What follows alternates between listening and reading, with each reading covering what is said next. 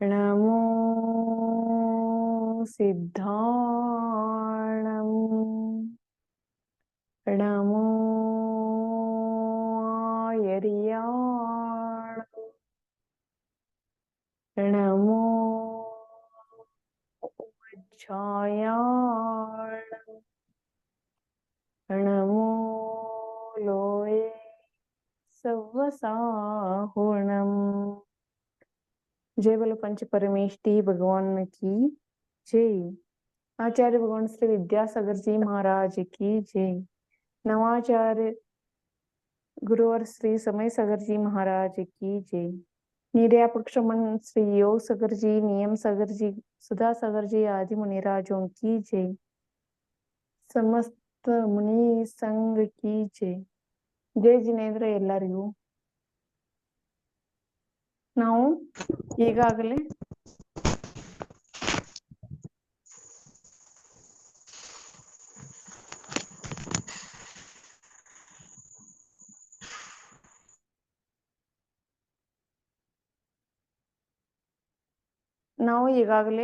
ದರ್ಶನ ಪಾಠವನ್ನ ತಿಳ್ಕೊಂಡಿದ್ದೀವಿ. ಆಮೇಲೆ ಮುಂದೆ ನಿಜವಾದ ದೇವಶಾಸ್ತ್ರ ಗುರು ಯಾರಿಗೆ ಅಂತಾರೆ ಅವರ ಸ್ವರೂಪವನ್ನು ಕೂಡ ನಾವು ತಿಳ್ಕೊಂಡಿದ್ದೀವಿ. ಇನ್ನು ಮೂರನೇದಾಗಿ ಮಿಥ್ಯಾತ್ವ ನಿನ್ನೆ ಪಾಠ ಶುರು ಮಾಡಿದ್ವಿ, ಅದರಲ್ಲಿ ಸ್ವಲ್ಪ ಆಗಿತ್ತು. ಮಿಥ್ಯಾತ್ವ ಅಂದ್ರೆ ಏನು? ಮಿಥ್ಯಾತ್ವ ಅಂದ್ರೆ ತತ್ವಗಳ ಮೇಲೆ ಯಥಾರ್ಥವಾದ ನಿಜವಾದ ಶ್ರದ್ಧೆಯನ್ನ ಮಾಡದಿರುವುದು ಮಿಥ್ಯಾತ್ವವಾಗಿದೆ. ಮತ್ತೇನ್ ಹೇಳಿದ್ರು? ನಿಜವಾದ ದೇವಶಾಸ್ತ್ರ ಗುರುಗಳ ಮೇಲೆ ಶ್ರದ್ಧೆಯನ್ನ ಮಾಡದೇ ಇರುವುದು, ಇದು ಕೂಡ ಮಿಥ್ಯಾತ್ವ ಆಗೈತಿ. ಮತ್ ಮೂರನೇದೇನ್ ಹೇಳಿದ್ರು? ಯಾರು ನಿಜವಲ್ಲ ಅಂದ್ರೆ ಮಿಥ್ಯಾ ದೇವಶಾಸ್ತ್ರ ಗುರುಗಳ ಮೇಲೆ ಶ್ರದ್ಧೆಯನ್ನು ಇಡುವುದು, ಇದು ಕೂಡ ಮಿಥ್ಯಾತ್ವ ಆಗಿದೆ. ಮತ್ ಯಾರಾದ್ರೂ ತಪ್ಪ ತಿಳುವಳಿಕೆ ಆಗುತ್ತೆ ಅಲ್ಲ, ತತ್ವಗಳನ್ನ ತಪ್ಪಾಗಿ ತಿಳ್ಕೊಳ್ತಾರಲ್ಲ ಅವ್ರಿಗೆ ಅದು ಕೂಡ ಮಿಥ್ಯಾತ್ವ ಆಗಿದೆ ಅಂತ ಹೇಳಿ ಹೇಳಿದ್ದಾರೆ. ಮತ್ತು ಮಿಥ್ಯಾತ್ವ ಕರ್ಮದ ಉದಯದಿಂದ ಜೀವಿಗೆ ಸತ್ಯ ಧರ್ಮ ಎಂದೂ ರುಚಿಸುವುದಿಲ್ಲ ಅಂತ ಹೇಳಿ ಹೇಳಿದ್ದಾರೆ. ಯಾವ ರೀತಿ? ಪಿತ್ತಿನ ರೋಗಿಗೆ ಇಲ್ಲದ್ರೆ ಏನಾಗುತ್ತೆ? ಹಾಲು ಕೂಡ ಕೈಯಾಗಿ ರುಚಿಸುತ್ತದೆ. ಅದೇ ರೀತಿ ಇಲ್ಲದ್ರ ಈ ಮಿಥ್ಯಾತ್ವ ಕರ್ಮದ ಉದಯದಲ್ಲಿ ನಮಗೆ ಮಿಥ್ಯಾತ್ವವೇ ರುಚಿಸುತ್ತದೆ, ಸಮ್ಯಕ್ವ ರುಚಿಸುವುದಿಲ್ಲ. ಹಾಗಾಗಿ ಮಿಥ್ಯಾತ್ವದಲ್ಲಿ ಎರಡು ಭೇದಗಳಂತ ಹೇಳಿ ನಿನ್ನೆ ನಾವು ತಿಳ್ಕೊಂಡಿದ್ದೀವಿ. ಯಾವ್ಯಾವುದು? ಗ್ರಹಿತ ಮಿಥ್ಯಾತ್ವ ಮತ್ತು ಅಗ್ರಹಿತ ಮಿಥ್ಯಾತ್ವ. ಗ್ರಹಿತ ಮಿಥ್ಯಾತ್ವ ಅಂದ್ರೆ ಏನು? ಮತ್ತೊಬ್ಬರ ಉಪದೇಶ ಅದಿಗಳಿಂದ ಕುದೇವಗಳಲ್ಲಿ ಯಾವ ಶ್ರದ್ಧೆಯನ್ನು ಉತ್ಪನ್ನ ಆಗುತ್ತದೆ ಅಂದ್ರೆ ಪರರ ಉಪದೇಶದಿಂದ ಆಗುವಂತ ಯಾವ್ದು ಕುದೇವ ಶಾಸ್ತ್ರಗಳ ಮೇಲೆ ಶ್ರದ್ಧೆ ಉತ್ಪನ್ನ ಆಗುತ್ತೆ, ಅದಕ್ಕೆ ಗ್ರಹಿತ ಮಿಥ್ಯಾತ್ವ ಅಂದ್ರು. ಯಾವುದು? ಅನಾದಿ ಕಾಲದಿಂದ ಶಾಸ್ತ್ರ ಗುರುಗಳ ಮೇಲೆ ಶ್ರದ್ಧೆಯನ್ನು ಇಟ್ಕೊಳ್ತಾ ಬರ್ತಾ ಇದ್ದೀವಿ. ಯಾರು ನಮಗೆ ಹೇಳಿಲ್ಲ ಅವರ ಮೇಲೆ ಶ್ರದ್ಧೆಯನ್ನು ಮಾಡ್ಬೇಕು ಅಂತ ಹೇಳಿ. ಹಾಗಾಗಿ ನಾವು ಇಲ್ಲದ್ರೆ ಇದು ಏನಾಗುತ್ತೆ? ಅಗ್ರಹಿತ ಮಿಥ್ಯಾತ್ವ. ನಮಗೆ ನಾವು ಯಾವಾಗ ಹುಟ್ಟಿದ್ವೇನಿಲ್ಲ ಆವಾಗಿಂದಲೂ ಇದು ಬಂದಿರುತ್ತದೆ, ಅಗ್ರಹಿತ ಮಿಥ್ಯಾತ್ವ. ಇನ್ನು ಮಿಥ್ಯಾತ್ವದಲ್ಲಿ 5 ಭೇದಗಳು ಅಂತ ಹೇಳಿ ಹೇಳಿದ್ದಾರೆ. ಅವು ಯಾವ್ಯಾವು? ವಿಪರೀತ ಮಿಥ್ಯಾತ್ವ, ಏಕಾಂತ ಮಿಥ್ಯಾತ್ವ, ಅಜ್ಞಾನ ಮಿಥ್ಯಾತ್ವ, ಸಂಶಯ ಮಿಥ್ಯಾತ್ವ, ಮತ್ತೊಂದು ಯಾವ್ದು ಹೇಳಿದ್ರು? 5ನೇದು ವಿನಯ ಮಿಥ್ಯಾತ್ವ. ಅಂದ್ರೆ ಇದರ ಸ್ವರೂಪವನ್ನ ನಾವು ಈಗ ತಿಳಿದುಕೊಳ್ಳೋಣ. ಮೊದಲನೇದು ಯಾವುದು? ವಿಪರೀತ ಮಿಥ್ಯಾತ್ವ. ವಿಪರೀತ ಮಿಥ್ಯಾತ್ವ ಅಂದ್ರೆ ಏನು? ಜೀವಾದಿ ಪದಾರ್ಥಗಳ ವಿಷಯದ ಬಗ್ಗೆ ವಿಪರೀತವಾಗಿ ತಿಳಿದುಕೊಳ್ಳುವುದು ಹಾಗೂ ಅಧರ್ಮವನ್ನೇ ಧರ್ಮವೆಂದು ತಿಳಿದುಕೊಳ್ಳುವುದು ವಿಪರೀತ ಮಿಥ್ಯಾತ್ವವಾಗಿದೆ. ಪದಾರ್ಥಗಳು ಎಷ್ಟು? ಇನ್ನು ಪದಾರ್ಥಗಳ ಪಾಠ ನಿಮಗೆ ಆಗಿಲ್ಲ ಅನ್ಸ್ತದ. ಪದಾರ್ಥಗಳು 9 ಅವಂದ್ರೆ ಜೀವ, ಅಜೀವ, ಆಶ್ರವ, ಬಂಧ, ಸಂವರ, ನಿರ್ಜರ, ಮೋಕ್ಷ. ಇವು 7 ತತ್ವ ಇದಾವಲ್ಲ. ಇದರ ಜೊತೆ ಪಾಪ ಮತ್ತ ಪುಣ್ಯ ಅಂತ ಹೇಳಿ ಇವು 2 ಸೇರಿದಾಗ ಇವು ನವ ಪದಾರ್ಥಗಳಾಗುತ್ತವೆ. ಈ ಪದಾರ್ಥಗಳ ಮೇಲೆ ನಾವೇನ್ ಮಾಡೋದು? ವಿಪರೀತ ಶ್ರದ್ಧೆಯನ್ನು ಇಡೋದು. ಜೀವ ಐತ್ಯೋ ಅಥವಾ ಇಲ್ಲೋ? ಜೀವ ಐತಿ ಅಂತ ಹೇಳಿ ಎಲ್ಲಾರು ಇದು ಮಾಡ್ತಾರೆ, ಶ್ರದ್ಧಾನ ಮಾಡ್ತಾರೆ. ಆದ್ರೆ ಕರ್ಮ ಇದಾವು ಅಥವಾ ಇಲ್ಲ ಯಾರು ನೋಡಿದರು? ಯಾರು ನೋಡಿಲ್ಲ ಅಂತ ಹೇಳಿ ಅದ್ರ ಮೇಲೆ ಶ್ರದ್ಧಾನ ಮಾಡೋದಿಲ್ಲ. ಕೆಲವೊಂದು ಜನ ಅವರಿಗೆ ಶ್ರದ್ಧಾನ ಇರುತ್ತೆ, ಕರ್ಮ ಮೇಲೆ ಶ್ರದ್ಧಾನ ಇರೋದ್ರಿಂದ ಅವರು ಶ್ರದ್ಧಾನ ಮಾಡ್ತಾರೆ. ಇಲ್ಲ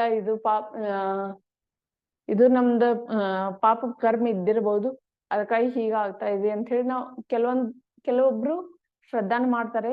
ಆದ್ರೆ ಇನ್ನು ಕೆಲವರು ಈ ರೀತಿ ಇದ್ದಾರೆ, ಯಾರು ನೋಡಿದಾರು ಪಾಪ, ಯಾರು ನೋಡಿದಾರು ಪುಣ್ಯ. ಈಗ ನಾವು ಏನ್ ಮಾಡ್ತಾ ಇದೀವಲ್ಲ ಇದೇ ಪಾಪ ಇದೇ ಪುಣ್ಯ ಅಂತ ಹೇಳಿ ಈ ರೀತಿ ತಿಳ್ಕೊತಾರೆ. ಆದ್ರೆ ಈ ರೀತಿ ನಾವು ತಿಳ್ಕೋದ ಇದ ವಿಪರೀತ ಮಿಥ್ಯಾತ್ವ ಆಗಿದೆ. ಹಾಗೂ ಅಧರ್ಮವನ್ನೇ ಧರ್ಮವೆಂದು ತಿಳಿದುಕೊಳ್ಳುವುದು.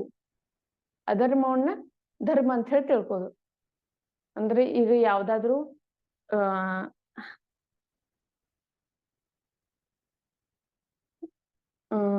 ಏನಾಗ್ತದ, ನಾನು ಇದು ಯಾವುದೇ ಧರ್ಮಕ್ಕೆ ಸಂಬಂಧಪಟ್ಟದ ಅಂತ ಹೇಳ್ತಾ ಇಲ್ಲ. ಆದ್ರೆ ನಾವು ತಿಳಿದುಕೊಳ್ಳಕ್ಕಾಗಿ ಒಂದು ಸಣ್ಣ ಉದಾಹರಣೆಯನ್ನ ತಿಳಿದುಕೊಳ್ಳೋಣ. ಯಾವ್ದಾದ್ರೂ ಒಂದು ದೇವಿಯನ್ನ ತಿಳಿದುಕೊಳ್ಳಿ. ಆ ದೇವಿಯೇ ಹೋಗೋದ್ರಿಂದ ನಮಗೆ ಶುಭವಾಗುತ್ತೆ, ಅದರಿಂದ ನಮಗೆ ಸಂತಾನ ಭಾಗ್ಯ ಉತ್ಪನ್ನ ಆಗುತ್ತೆ. ಈ ರೀತಿ ಕೆಲವೊಂದು ಕಡೆ ಇಲ್ಲಾದ್ರೆ ಏನಾಗುತ್ತೆ ಹೇಳಲ್ಪಡ್ತಾರೆ. ಇದು ಕೂಡ ವಿಪರೀತ ಮಿಥ್ಯಾತ್ವವಾಗಿದೆ. ಯಾಕಂದ್ರೆ ಅಲ್ಲಿ ದೇವಿ ದೇವತೆಗಳ ಶರಣದಲ್ಲಿ ಹೋಗೋದ್ರಿಂದ ಯಾವುದೇ ಸಂತಾನ ಭಾಗ್ಯ ಉತ್ಪನ್ನವಾಗುವುದಿಲ್ಲ. ಸಂತಾನ ಭಾಗ್ಯ ಉತ್ಪನ್ನವಾಗುವುದು ನಮ್ಮ ಕರ್ಮಗಳ ಫಲ. ನಾವು ಹೋದ ಜನ್ಮದಲ್ಲಿ ಏನ್ ಮಾಡಿರ್ತೀವಿ ಅಂದ್ರೆ ಗತಿಸಿ ಹೋದ ಜನ್ಮಗಳಲ್ಲಿ ಏನೇನು ಪಾಪಗಳನ್ನ ಮಾಡಿರ್ತೀವಿ, ಅದರ ಫಲನೇ ಈಗ ನಮಗೆ ದೊರೆಯುತ್ತದೆ. ನಾವು ಬೇರೆ ಎಲ್ಲಿ ಹೋಗಿ ನಮಗೆ ಯಾವುದೇ ಫಲ ದೊರೆಯೋದಿಲ್ಲ. ಈ ರೀತಿ ಇಲ್ಲಾದ್ರೂ ವಿಪರೀತವನ್ನ ಗ್ರಹಣ ಮಾಡೋದು, ಅವ್ರು ಹೇಳಿದ್ರು ಅಂತ ಹೇಳಿ ಗ್ರಹಣ ಮಾಡೋದು, ಇದು ವಿಪರೀತ ಮಿಥ್ಯಾತ್ವವಾಗಿದೆ. ಅದರಲ್ಲಿ ಕೂಡ ನಾವು ಯಾವುದನ್ನು ಬೇರೆಯವರಿಂದ ನಮಗೆ ಕೇಳಲ್ಪಟ್ಟಿದ್ದೇವೆ, ಅದರ ಬಗ್ಗೆ ವಿಚಾರ ವಿಮರ್ಶೆಯನ್ನ ಮಾಡಿ ಅದರಲ್ಲಿ ಕ್ರಿಯೆಯನ್ನು ನಾವು ಮಾಡ್ಕೋಬೇಕಾಗತ್ತೆ. ವಿಚಾರ ವಿಮರ್ಶೆ ವಿವೇಕ ಬುದ್ಧಿಯಿಂದ ನಾವು ಕ್ರಿಯೆಗಳನ್ನ ಮಾಡಿದಾಗ ಮಾತ್ರ ನಾವು ಈ ಮಿಥ್ಯಾತ್ವ ಕರ್ಮದ ಉದಯದಿಂದ ಉಳಿಯಲು ಸಾಧ್ಯವಾಗುತ್ತೆ. ಇಲ್ಲಾದ್ರೆ ಇದು ಒಂದು ವಿಪರೀತ ಮಿಥ್ಯಾತ್ವವಾಗಿದೆ. ಅಂದ್ರೆ ಶರೀರವನ್ನ ಆತ್ಮ ಅಂತ ಹೇಳಿ ತಿಳ್ಕೋದು. ಈ ಶರೀರ ಇದೆಯಲ್ಲ ಇದೇ ನಮ್ಮ ಆತ್ಮ ಅಂತ ಹೇಳಿ ನಾವು ತಿಳ್ಕೊತೇವೆ. ಆದ್ರೆ ಆತ್ಮನಿಗೆ 8 ಕರ್ಮಗಳ ಬಂಧವಾಗ್ತಾ ಇರೋದ್ರಿಂದ ಮತ್ತು ಆಗಿವೆ ಕೂಡ, ಭೂತದಲ್ಲಿ ಆಗಿವೆ, ಈಗ ವರ್ತಮಾನ ಕಾಲದಲ್ಲಿ ಆಗ್ತಾ ಇವೆ. ಅದಕ್ಕಾಗಿ ಇದು ವರ್ತಮಾನ ಕಾಲದಲ್ಲಿ ಕೂಡ ಕರ್ಮಗಳ ಬಂಧವಾಗ್ತಾ ಇದೆ. ಅದಕ್ಕಾಗಿ ಶರೀರವೇ ಆತ್ಮವಲ್ಲ, ಆತ್ಮವೇ ಶರೀರವಲ್ಲ. ಇದನ್ನು ನಾವು ಅರಿತುಕೊಳ್ಳಬೇಕಾಗಿದೆ. ಯಾವ್ದು ಶರೀರವನ್ನೇ ಆತ್ಮ ಅಂತ ಹೇಳಿ ತಿಳ್ಕೊತಾರೋ ಇದು ವಿಪರೀತ ಮಿಥ್ಯಾತ್ವವಾಗಿದೆ. ಇನ್ನು ಏಕಾಂತ ಮಿಥ್ಯಾತ್ವ. ಜೀವಾದಿ 9 ಪದಾರ್ಥಗಳನ್ನ ತಿಳಿದುಕೊಂಡು ಮೊದಲ ಆ ಜೀವಾದಿ 9 ಪದಾರ್ಥಗಳಲ್ಲಿ ಕಾಣಿಸುವ ಅನೇಕ ಗುಣಧರ್ಮಗಳಲ್ಲಿ ಒಂದೇ ಗುಣಧರ್ಮವನ್ನು ಸ್ವೀಕಾರ ಮಾಡೋದಕ್ಕೆ ಏಕಾಂತ ಮಿಥ್ಯಾತ್ವ ಎನ್ನುತ್ತಾರೆ. ಉದಾಹರಣೆಗಾಗಿ ನಾವು ಇಲ್ಲಿ ತಿಳ್ಕೊಳ್ಳೋಣ. ಆಕಳ, ಆಕಳವನ್ನ ತಿಳಿದುಕೊಳ್ಳೋಣ. ಆಕಳಿದೆ, ಆಕಳದ ನಾವು ಒಂದು ಗುಣಧರ್ಮವನ್ನು ಹೇಳುವಾಗ ಸಾರಿ, ಆನೆಯನ್ನು ತಿಳಿದುಕೊಳ್ಳೋಣ. ಆನೆಗೆ ಒಳ್ಳೆ ಉದಾಹರಣೆ ಆಗುತ್ತೆ. ಒಂದು ಆನೆ ಇದೆ, ಅದನ್ನು ಕೆಲವೊಂದು ಕುರುಡರು ಹೋಗಿ ಇಲ್ಲದ್ರ ಏನ್ ಮಾಡ್ತಾ ಇರ್ತಾರೆ, ಪರೀಕ್ಷೆ ಮಾಡ್ತಾ ಇರ್ತಾರೆ. ಆಮೇಲೆ ಒಬ್ಬನು ಹೋಗಿ ಏನ್ ಮಾಡ್ತಾನೆ, ಆನೆಯನ್ನ ಮುಟ್ಟುತ್ತಾನೆ. ಆನೆಯನ್ನು ಮುಟ್ಟಿದ ನಂತರ ಆನೆಯ ಕಾಲನ್ನು ಮುಟ್ತಾನೆ. ಕಾಲನ್ನು ಮುಟ್ಟೋದ್ರಿಂದ ಆನೆ ಕಂಬದಂತಿದೆ ಅಂತ ಹೇಳಿ ಹೇಳ್ತಾನೆ. ಆಮೇಲೆ ಮತ್ತೊಬ್ಬ ಬರ್ತಾನೆ, ಅವನೇನ್ ಮಾಡ್ತಾನೆ, ಆನೆಯ ಸೊಂಡಿಲನ್ನು ಮುಟ್ತಾನೆ. ಸೊಂಡಿಲನ್ನು ಮುಟ್ಟಿದಾಗ ಅವನೇನಂತಾನೆ, ಆನೆ ಹಗ್ಗದಂತಿದೆ ಅಂತ ಹೇಳಿ ಹೇಳ್ತಾನೆ. ಆಮೇಲೆ ಮತ್ತೊಬ್ಬ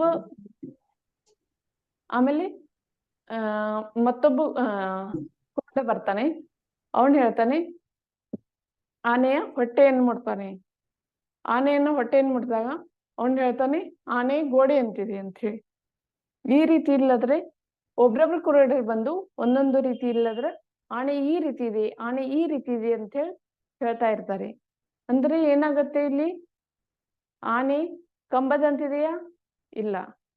ಆನೆ ಹಗ್ಗದಂತಿದೆಯಾ? ಇಲ್ಲ. ಆನೆ ಗೋಡೆ ಅಂತಿದೆಯಾ? ಇಲ್ಲ. ಆದ್ರೆ ಆನೆಯ ಲಕ್ಷಣಗಳು ಇವೆಲ್ಲವೂ ಕೂಡ ಆನೆಗೆ ಇದ್ದೇ ಇರುತ್ತವೆ. ಆದ್ರೆ ಆನೆ ಗೋಡೆ ಅಂತೇ ಇದೆ ಅಂತ ಹೇಳಿ ಏನು ನಂಬುತ್ತೇವಲ್ಲ, ಇದು ಏಕಾಂತ ಮಿಥ್ಯಾತ್ವವಾಗಿದೆ. ಉದಾಹರಣೆ ತಿಳಿತಲ್ಲ? ಅದೇ ರೀತಿ ಮುಂದೆ ಹೋಗೋಣ. ವಿನಯ ಮಿಥ್ಯಾತ್ವ. ವಿನಯ ಮಿಥ್ಯಾತ್ವ ಏನಂದ್ರೆ, ನಿಜವಾದ ದೇವಶಾಸ್ತ್ರ ಗುರು ಹಾಗೂ ಬೇರೆ ಮಿಥ್ಯಾ ದೇವಶಾಸ್ತ್ರ ಗುರುಗಳನ್ನು ಸಮಾನವೆಂದು ತಿಳಿಯುವುದು ವಿನಯ ಮಿಥ್ಯಾತ್ವವಾಗಿದೆ. ವಿನಯ ಮಿಥ್ಯಾತ್ವ ಅಂದ್ರೆ ಏನ್ ಹೇಳಿದ್ರು ಇಲ್ಲಿ, ನಿಜವಾದ ದೇವಶಾಸ್ತ್ರಗಳನ್ನು ಒಂದೇ ರೀತಿ ನೋಡುವುದು ಮತ್ತು ಮಿಥ್ಯಾ ದೇವಶಾಸ್ತ್ರ ಗುರುವನ್ನು ಒಂದೇ ರೀತಿಯಾಗಿ ನಾವು ಭಾವಿಸೋದು, ಇದಕ್ಕ ವಿನಯ ಮಿಥ್ಯಾತ್ವ ಅಂತ ಹೇಳಿದ್ರು. ಅಂದ್ರೆ ಜಿನೇಂದ್ರ ಭಗವಂತರನ್ನು, ದಿಗಂಬರ ಮುನಿಗಳನ್ನು ಹಾಗೂ ದಿಗಂಬರ ಆಚಾರ್ಯರು ಬರೆದಂತ ಶಾಸ್ತ್ರಗಳು ಇವೆಲ್ಲವೂ ಅವೇ ಇವೆ. ಆಮೇಲೆ ಮಿಥ್ಯಾದೇವ ಶಾಸ್ತ್ರ ಗುರುಗಳು ಅವರು ಕೂಡ ಸಮಾನ. ಅಂದ್ರೆ ಇವರಲ್ಲಿ ಯಾವುದೇ ಡಿಫರೆನ್ಸ್ ಅವರಿಗೆ ಕಾಣೋದಿಲ್ಲ. ಅಂದ್ರೆ ಕೆಲವೊಬ್ರು ಅಂತಾರೆ, ದಿಗಂಬರ ಮುನಿ ಅಂದ್ರೆ ದಿಗಂಬರ ಮುನಿ, ಮುನಿ ಅಂದ್ರೆ ಗುರು ಅಂದ್ರೆ ಎಲ್ಲ ಗ್ರಹವನ್ನ ಯಾರು ತ್ಯಾಗ ಮಾಡಿದಾರಲ್ಲ ಅವರೆಲ್ಲ ಗುರುಗಳೇ ಅಂತ. ಈ ರೀತಿ ನಾವು ನಂಬುವುದು ಇದು ತಪ್ಪಾಗುತ್ತೆ. ಗುರುಗಳಂದ್ರೆ ಯಾವ ರೀತಿ ಇರ್ತಾರೆ? ನಿನ್ನೆ ಕೇಳಿದ್ರಲ್ಲ, ಗುರುಗಳು, ನಿಜವಾದ ಗುರುಗಳು ಯಾವ ರೀತಿ ಇರುತ್ತಾರೆ, ನಿಜವಾದ ದೇವರು ಯಾವ ರೀತಿ ಇರುತ್ತಾರೆ, ನಿಜವಾದ ಶಾಸ್ತ್ರ ಯಾವ ರೀತಿ ಇರುತ್ತದೆ ಅಂತ ನಾವು ನಿನ್ನೆ ಅರ್ಥ ಮಾಡಿಕೊಂಡಿದ್ದೇವೆ. ಅಂದಮೇಲೆ ನಿಜವಾದ ದೇವಶಾಸ್ತ್ರ ಗುರುಗಳ ಲಕ್ಷಣವನ್ನ, ಮಿಥ್ಯಾ ದೇವಶಾಸ್ತ್ರ ಗುರುಗಳ ಲಕ್ಷಣವನ್ನ ತಿಳಿದುಕೊಂಡು ಅವರಲ್ಲಿ ಒಂದೇ ಭಾವನೆಯನ್ನ ಇಡದೇ ಇರುವುದು ಸಮ್ಯಕ್ತವಾಗಿದೆ. ಅವರು ಒಂದೇ ಇವರು ಒಂದೇ ಅಂತ ಹೇಳಿ ನಾವು ತಿಳಿದುಕೊಳ್ಳುವುದು ಇದು ವಿನಯ ಮಿಥ್ಯಾತ್ವವಾಗಿದೆ. ಆಮೇಲೆ ಮುಂದೆ ಸಂಶಯ ಮಿಥ್ಯಾತ್ವ. ಸಂಶಯ ಮಿಥ್ಯಾತ್ವದ ಡೆಫಿನೇಷನ್ ಏನ್ ಹೇಳಿದ್ರು? ಸತ್ಯ ಅಸತ್ಯ ಧರ್ಮಗಳಲ್ಲಿಯ ಸತ್ಯ ಧರ್ಮದ ನಿಶ್ಚಯವಾಗದೆ ಇರುವುದಕ್ಕೆ ಸಂಶಯ ಮಿಥ್ಯಾತ್ವ ಅನ್ನೋರು. ಈಗ ಸತ್ಯನೂ ಇದೆ, ಅಸತ್ಯನೂ ಇದೆ. ಇವು ಎರಡೂ ಸತ್ಯತೆಯನ್ನ ತಿಳಿದುಕೊಳ್ಳೋದೇ ಇರುವುದು ಯಾವುದಿದೆಯಲ್ಲ ಅದು ಸಂಶಯ ಮಿಥ್ಯಾತ್ವ. ಅಂದ್ರೆ ಸ್ವರ್ಗ ಯಾರು ನೋಡಿದರು? ಯಾರೂ ನೋಡಿಲ್ಲ. ಅದಕ್ಕಾಗಿ ಸ್ವರ್ಗ ಐತ್ಯೋ ಅಥವಾ ಇಲ್ಲ ಯಾರಿಗ್ ಗೊತ್ತು? ಹೇಳ್ತಾರೆ ಅಂತ ಹೇಳಿ ನಾವು ಕೇಳೋದು ಇದು ನಮಗೆ ಸರಿ ಹೊಂದಲ್ಲ. ಅದಕ್ಕಾಗಿ ನಾವು ಸ್ವರ್ಗ ನರಕ ಇದಾವ ಅಂತ ಹೇಳಿ ಯಾವುದೂ ರೀತಿ ಮಾಡಿಸಲ್ಲ. ಯಾವುದನ್ನು ನಾವು ಮನ್ನಿಸುವುದಿಲ್ಲ. ಇದು ಕೂಡ ಒಂದು ಸಂಶಯ ಮಿಥ್ಯಾತ್ವವಾಗಿದೆ.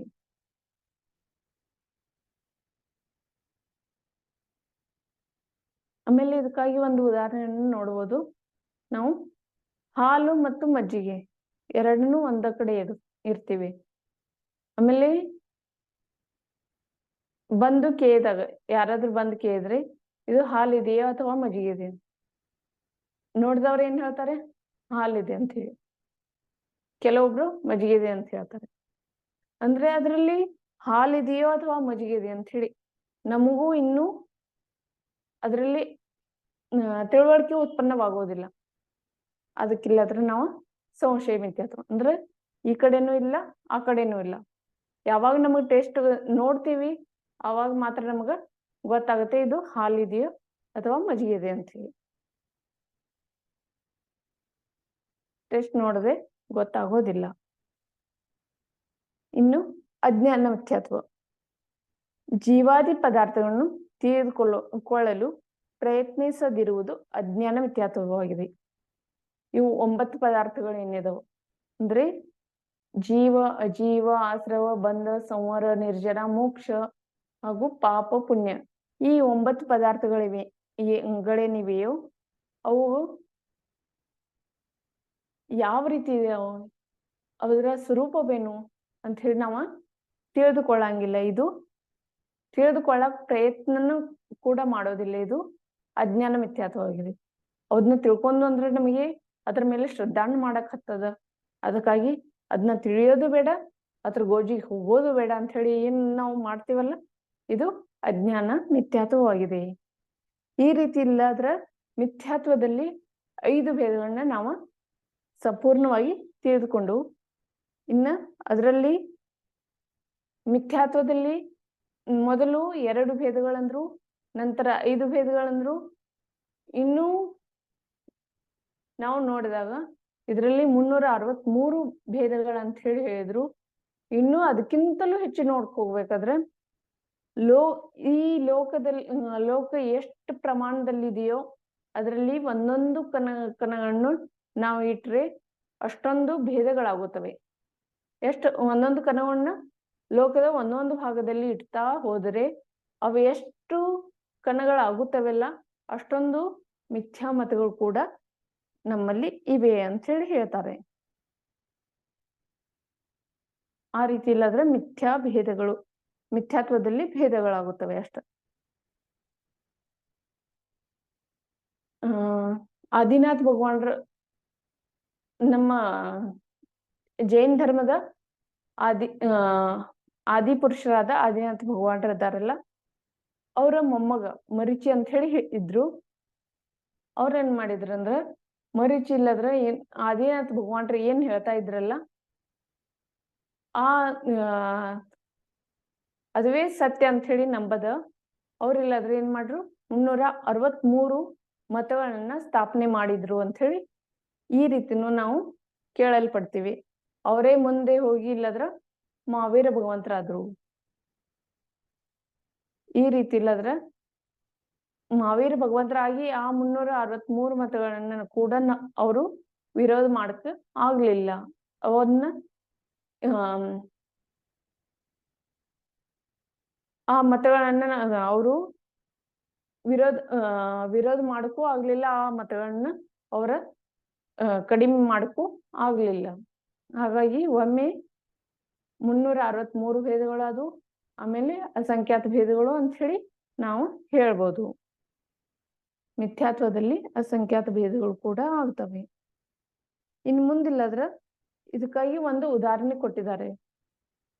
ಮಿಥ್ಯಾದೃಷ್ಟಿಗಳಿಂದ ನಾವು ಸಮ್ಯಕ್ತದ ಮೇಲೆ ವಿನಯ ಮಾಡದೆ ಮಿಥ್ಯಾತ್ವದ ಮೇಲೆ ವಿನಯ ಮಾಡುವುದರಿಂದ ಏನಾಗುತ್ತೆ ಅಂಥೇಳಿ ಹೇಳೋದಕ್ಕಾಗಿ ಒಂದು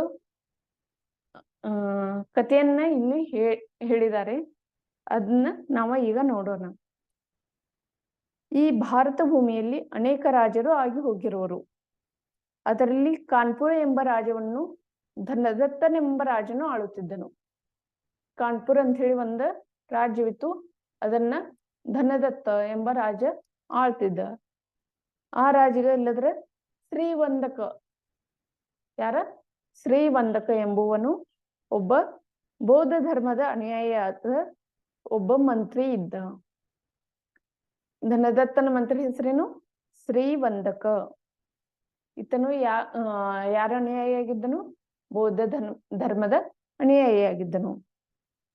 ಒಂದು ದಿನ ರಾಜ ಹಾಗೂ ಮಂತ್ರಿ ಇಬ್ಬರು ಅರಮನೆಯ ಮೇಲ್ಛಾವಣಿಯ ಮೇಲೆ ವಿಚಾರ ವಿಮರ್ಶೆ ಮಾಡುತ್ತಾ ಕುಳಿತಿದ್ದರು. ಒಂದಿನ ಏನಾಯ್ತು? ರಾಜ ಮಂತ್ರಿ ಯಾವಾಗ್ಲೂ ವಿಚಾರ ವಿಮರ್ಶೆನ, ರಾಜ್ಯ ಆಳುವುದು ಹೇಗೆ, ರಾಜ್ಯದ ಮುಂದಿನ ಭವಿಷ್ಯದ ಬಗ್ಗೆ ಎಲ್ಲ ವಿಚಾರ ವಿಮರ್ಶೆಯನ್ನ ಮಾಡ್ತಾ ಇರ್ತಾರೆ. ಆ ಟೈಮ್ದಲ್ಲಿ ಈಗ ಸಂಜೆ ಹೊತ್ತು ಆಗಿತ್ತು. ಆಮೇಲೆ ರಾಜ ಮತ್ತು ಮಂತ್ರಿ ಇಬ್ಬರು ಏನ್ ಮಾಡ್ತಾರೆ ಅಂದ್ರೆ, ಅವರ ಅರಮನೆಯ ಮೇಲ್ಮಹಡಿ ಇರ್ತದಲ್ಲ, ಅಲ್ಲಿ ಅಂದ್ರೆ ನಾವು ಛತ್ ಅಂತೇವಲ್ಲ, ಆ ಛತ್ತದ ಮೇಲೆ ಇಲ್ಲಾದ್ರೆ ಏನ್ ಮಾಡಿದ್ರು, ಇಬ್ರು ಮಂದಿ ಹೋಗಿ ಟೆರೇಸ್ ಅಂತೀವಲ್ಲ, ಆ ಟೆರೇಸ್ ಮೇಲೆ ಇಬ್ರು ಮಂದಿ ಕುರ್ಚಿ ಹಾಕೊಂಡು ಕುಳಿತು ವಿಚಾರ ವಿಮರ್ಶೆಯನ್ನು ಮಾಡ್ತಾ ಇದ್ರು. ಆಮೇಲೆ ಅಕಸ್ಮಾತ್ ಆಗಿ ಆಕಾಶ ಮಾರ್ಗದಿಂದ ಇಬ್ಬರು ಚಾರಣ ವೃದ್ಧಿಧಾರಿ ಮುನಿಗಳು ಬರುವುದನ್ನು ಕಂಡನು. ಅಕಸ್ಮಾತ್ ಆಗಿ ಇಲ್ಲದ್ರ ಇಬ್ರು ಚಾರಣಧಾರಿ ಮುನಿಗಳು ಇಲ್ಲದ್ರ ಬರ್ತಾರು. ಚಾರಣಧಾರಿ ಮುನಿಗಳಂದ್ರೆ ಅವ್ರು ಇಬ್ಬರೇ ಇರ್ತಾರೆ. ಇಬ್ರು ಚಾರಣ ವೃದ್ಧಿಧಾರಿ ಮುನಿಗಳು ಬರೋದನ್ನ ಕಂಡ ರಾಜ ಏನ್ ಮಾಡ್ತಾನೆ, ಎದ್ದು ನಿಂತ ನಮಸ್ಕಾರ ಮಾಡಿ ಅವ್ರನ್ನೆಲ್ಲದ್ರ ಬರಮಾಡಿಕೊಂಡ ಅವ್ರದ್ದು ಸಿಂಹಾಸನ ಇರ್ತದ, ಕಟ್ಟಿಗೆ ಸಿಂಹಾಸನ ಇರ್ತದ. ಅದ್ರ ಮೇಲೆ ಇಲ್ಲದ್ರ ಮುನಿಗಳನ್ನ ಇಬ್ರು ಮಂದಿನ ಕುಳಿತುಕೊಳ್ಕ ನಿವೇದನ ಮಾಡ್ತಾನ. ಮುನಿರಾಜರು ಅಲ್ಲಿಯೇ ಅವರಿಗೆ ಧರ್ಮೋಪದೇಶ ನೀಡಿದರು. ಇಬ್ರು ಮುನಿರಾಜರು ಕುಳಿತುಕೊಳ್ತಾರೆ ಅಲ್ಲಿ ಸಿಂಹಾಸನದ ಮೇಲೆ. ಅಲ್ಲಿಲ್ಲದ್ರ ಅವರಿಗೆ ಇಬ್ರು ಮಂದಿಗೆ ಧರ್ಮೋಪದೇಶವನ್ನ ನೀಡ್ತಾರೆ. ಇದರಿಂದ ಪ್ರಭಾವಿತನಾದ ಶ್ರೀವಂದಕ ಮಂತ್ರಿಯು ಸಮ್ಯಕ್ತ ಸಹಿತವಾದ ಶ್ರಾವಕ ವ್ರತವನ್ನು ಗ್ರಹಣ ಮಾಡಿದನು. ಇದರಿಂದ ಏನಾಗ್ತದೆ, ಚಾರವೃದ್ಧಿಧಾರಿ ಮುನಿಗಳು ಉಪದೇಶ ಮಾಡೋದ್ರಿಂದ ಏನಾಗ್ತದ, ಶ್ರೀವಂದಕ ಮಂತ್ರಿ ಇಲ್ಲದ್ರ ಸಮ್ಯಕ್ತವನ್ನ ಧಾರಣೆ ಮಾಡ್ತಾನ, ಮತ್ತ ಶ್ರಾವಕ ವ್ರತವನ್ನ ಧಾರಣೆ ಮಾಡ್ತಾನ. ಆ ದಿನ ಮಂತ್ರಿಯು ತನ್ನ ಬೌದ್ಧ ಗುರುಗಳನ್ನು ವಂದಿಸಲು ಹೋಗೋದಿಲ್ಲ. ಅವಾಗಿಲ್ಲದ್ರ ಮಂತ್ರಿ ಏನ್ ಮಾಡ್ತಾನ, ಬೌದ್ಧ ಗುರುಗಳ ಹತ್ರ ಹೋಗೋದಿಲ್ಲ. ಇದನ್ನು ನೋಡಿದ ಬೌದ್ಧ ಗುರುಗಳು ಆತನನ್ನು ಬರಲು ಹೇಳಿದರು. ಇದರಿಂದ ಇಲ್ಲದ್ರ ಆ ಬೌದ್ಧ ಧರ್ಮದ ಗುರುಗಳು ಏನ್ ಹೇಳ್ತಾರೆ, ಆತನ ಹಚ್ಕೊಡ್ತಾರೆ, ಕರೆಯಲು ಕಳಿಸ್ತಾರೆ. ಆವಾಗಿಲ್ಲದ್ರ ಆತನು ಬೌದ್ಧ ಗುರುಗಳನ್ನು ವಂದಿಸುವುದಿಲ್ಲ. ಅಲ್ಲಿ ಹೋದ ನಂತರ ಬೌದ್ಧ ಗುರುಗಳನ್ನ ವಂದಿಸುವುದಿಲ್ಲ. ಹಾಗೂ ನಡೆದ ಘಟನೆಯನ್ನು ವಿವರಿಸಿದನು. ನಡೆದ ಘಟನೆಯನ್ನ ವಿವರಣೆ ಮಾಡಿ ಹೇಳ್ತಾನೆ. ಅವಾಗಿಲ್ಲದ್ರ ಬೌದ್ಧ ಸಂಘದ ಗುರುಗಳು ಆತನಿಗೆ ಅನೇಕ ಉಪದೇಶವನ್ನು ನೀಡಿ ಮತ್ತೆ ಬೌದ್ಧ ಧರ್ಮಿಯನ್ನಾಗಿ ಮಾಡಿದರು. ಅವಾಗಿಲ್ಲದ್ರ ಅವರು ಬೌದ್ಧ ಧರ್ಮದ ಗುರುಗಳು ಏನಿದ್ರಲ್ಲ, ಅವ್ರಿಲ್ಲದ್ರೆ ಏನ್ ಮಾಡ್ತಾರೆ, ಶ್ರೀವಂದಕನಿಗೆ ಇಲ್ಲದ್ರ ಬೌದ್ಧ ಧರ್ಮದ ಉಪದೇಶವನ್ನು ನೀಡಿ ಅವರು ಮತ್ತೆ ಬೌದ್ಧ ಧರ್ಮಿಯನ್ನಾಗಿ ಅವನನ್ನ ಮಾಡ್ತಾರೆ. ಅವಾಗಿಲ್ಲದ್ರ ಶ್ರೀವಂದಕ ಮತ್ತೆ ಬೌದ್ಧ ಧರ್ಮವನ್ನ ಸ್ವೀಕಾರ ಮಾಡ್ತಾನೆ.